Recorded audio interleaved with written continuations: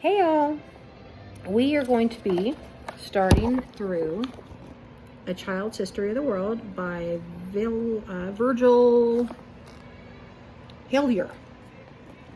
Apparently I can't read upside down and backwards. Since I haven't found anything past chapter 4, we're going to go ahead and start in chapter 5.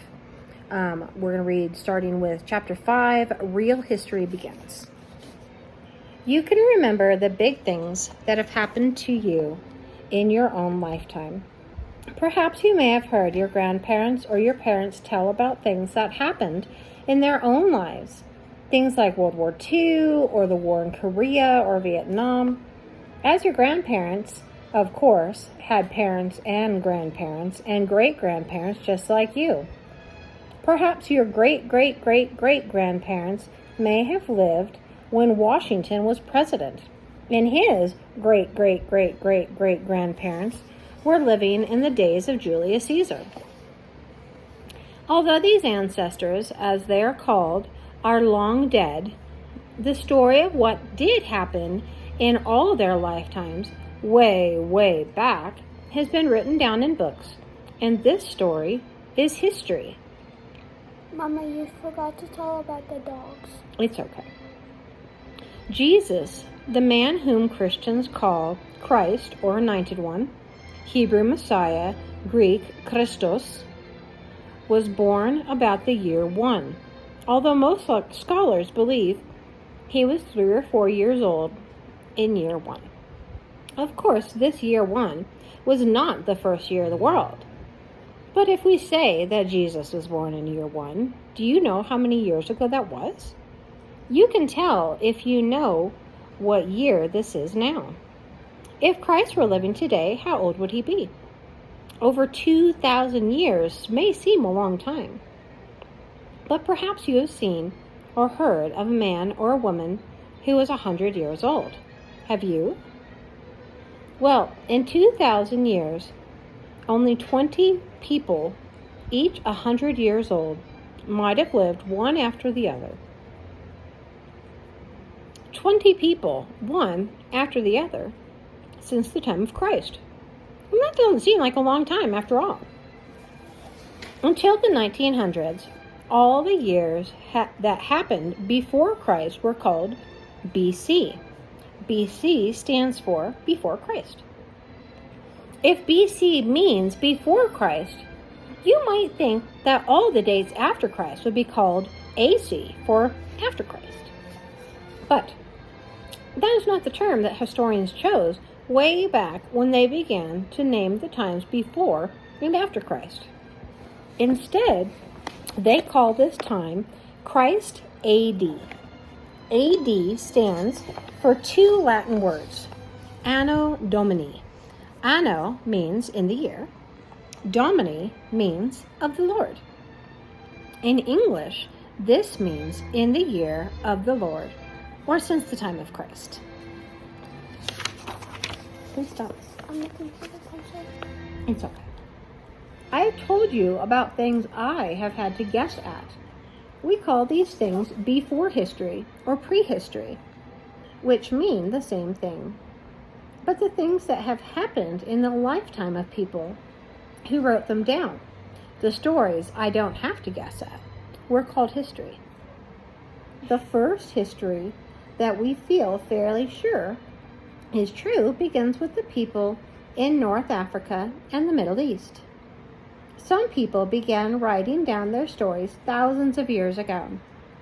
What's interesting is that different people in parts of the world that were really far apart figured out all by themselves how to write. And they did this at different times. Ancient people in the Middle East invented a written language called cuneiform. Ancient people in Egypt wrote in hieroglyphics.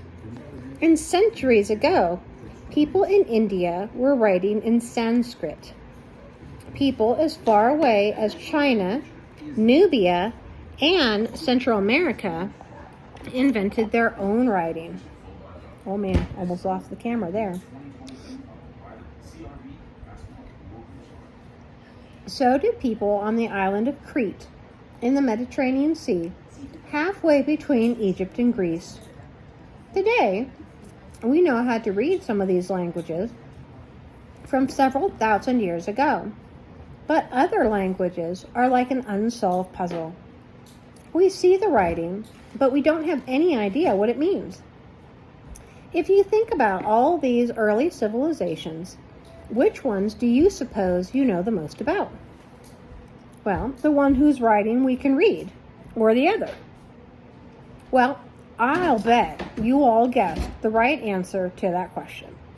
Of course, we know the most about places whose stories we can read. 4 places whose early story we can read about are Egypt, Mesopotamia, India, and China. Liliana, can you please come back over?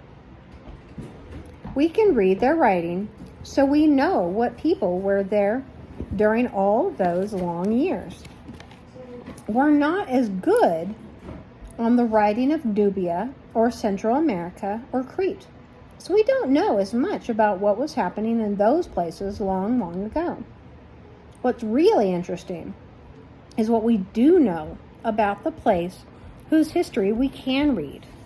We know that all 4 of those ancient civilizations grew up along river valleys. I guess water's important, right? Egypt was built along the Nile River, and Mesopotamia grew along the valleys of 2 rivers, the Tigris and the Euphrates. But you already know about those rivers. Now, here are 2 new rivers for you.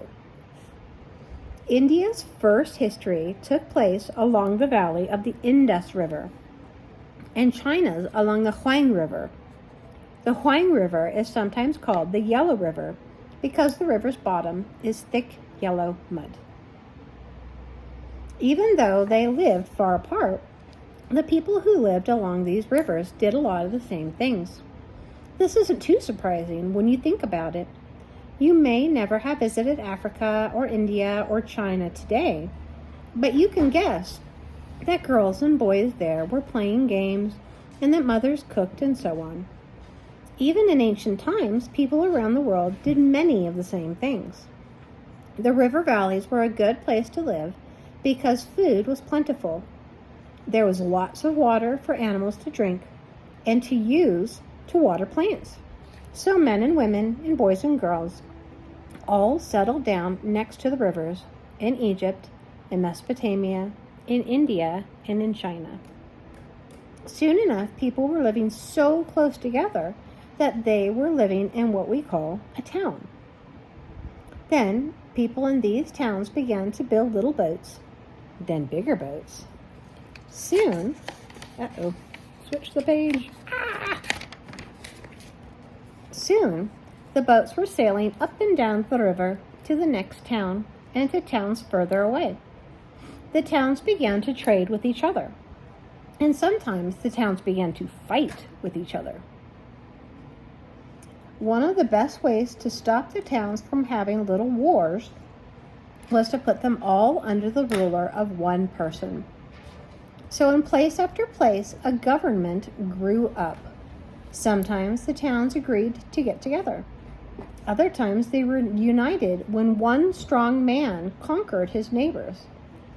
Either way, a king or emperor or pharaoh was in charge of the government and was ruler of what we now call a nation. So if you look back at these river civilizations, you can see a piece of history that is really quite remarkable. At a time when people were still hunters and gatherers, maybe even living in caves, something new and exciting was happening first in Egypt and Mesopotamia, and soon afterwards in India and China. People settled down and farmed, then built towns, then traded with each other, and then built nations. And sometime during all this, they figured out that it would be a great thing to write. And so they wrote down their history for us to read today. That's all for today. We'll see you for chapter 6 next week sometime. Bye.